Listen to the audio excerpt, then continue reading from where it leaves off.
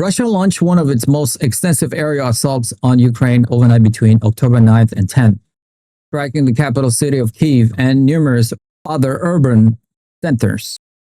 This massive bombardment, which involved nearly 500 drones and missiles, appeared to be a direct show of force following President Vladimir Putin's mocking remarks directed at Ukrainian President Volodymyr Zelensky. The coordinated attack severely damaged part of Ukraine's energy grid, plunging sections of Kyiv into darkness and cutting off water supplies amidst near-freezing temperature. Ukrainian air defenses reportedly managed to intercept the majority of the incoming projectiles, but at least one person was killed and 24 others were injured as explosions rocked residential areas. This brutal assault came just days after Zelensky publicly hinted that Ukraine might strike Moscow if it were provided with US-made Tomahawk missiles, a statement that Putin had previously dismissed as mere showing off. Analysts suggest that Russia's timing for this large-scale attack, coinciding with a global focus on the Gaza crisis, was meticulously calculated to maximize its impact and to underscore Moscow's continued dominance over Ukraine's skies as a harsh winter season approaches. The sheer volume of munitions used highlights Russia's capacity for sustained large-scale offensive operations and its willingness to inflict significant damage on Ukrainian infrastructure. Russian President Vladimir Putin hinted on October 10, 2025, that Russia may soon unveil a new strategic weapon, citing successful ongoing trials and reaffirming Russia's leading position in developing next-generation nuclear deterrence. During a press conference in Dushanbe, Putin stated that while Russia is open to extending the New START arms control treaty by at least 1 year, it would be no big deal if the United States declines. Although he acknowledged that dismantling the arms control framework would be regrettable. Regarding Ukraine, he confirmed that Moscow's response to any potential U.S. provision of Tomahawk missiles would be to further enhance Russian air defenses. Putin also dismissed call to link Nobel Peace Prize nominations with weapon transfer as absurd. He reiterated that if any nation resumes nuclear testing, Russia will respond in kind, warning that a new arms race is already underway but emphasizing Russia's technological advantage. These statements by Putin serve to project an image of Russian military strength and technological superiority, while also subtly engaging in strategic signaling regarding arms control. His remarks simultaneously opened the door for treaty extension while threatening a return to nuclear testing, creating a complex diplomatic posture designed to assert Russia's interests on the global stage. The focus on new strategic weapons and the commitment to countering Western military aid to Ukraine underscore a continuing trajectory of military modernization and geopolitical competition.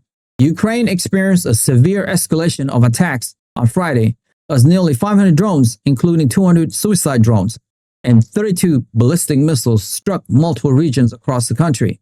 This widespread assault causes extensive damage to crucial electricity and water network, further exacerbating the humanitarian situation. Ukrainian President Volodymyr Zelensky announced that partial power has been restored for over 725,000 families, but he acknowledged the persistent difficulties in the hardest hit areas, indicating that full recovery would be a prolonged and challenging process.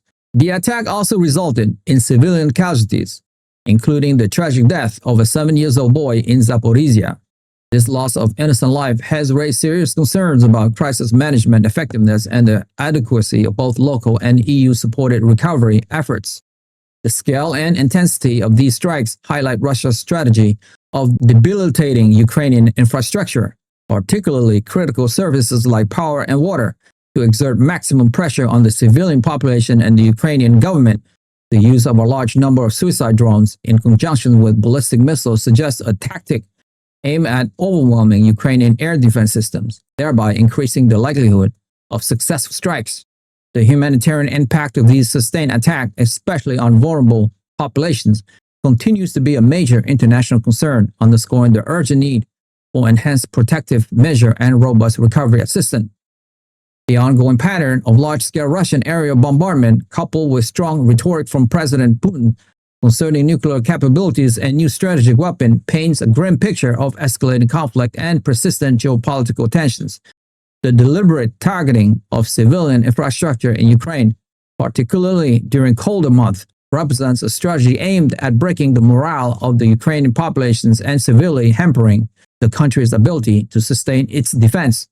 The international community continues to grapple with the implications of Russia's action, balancing the need to support Ukraine with the broader imperative of preventing a wider escalations of conflict. The diplomatic exchange and threats related to nuclear testing and arms control further complicate these efforts, as the framework for global strategic stability appears increasingly fragile. The convergence of these military and diplomatic maneuvers creates an environment of profound uncertainty, where the risk of miscalculation or unintended escalation remains high.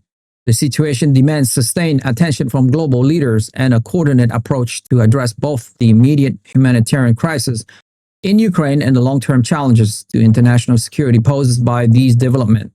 The resilience of the Ukrainian people and the continued support from allies are crucial factors in determining the future trajectory of this protracted and devastating conflict. If you have made it this far, congratulations, you have unlocked the truth. I want to ask you a quick question though. Considering Russia's massive aerial assault, crippling Ukraine's energy grid, and President Putin's hint at unveiling a new strategic weapon, what do you believe is the ultimate goal behind these intensified military actions and declarations? And how should the international community respond to prevent further escalation and protect civilian lives? Join the debate. We want to hear your insightful opinion on where this is all heading in our community. Share your thoughts in the comments below. Like the video, hit the notification bell, and most importantly, subscribe. I'll see you guys in the next one.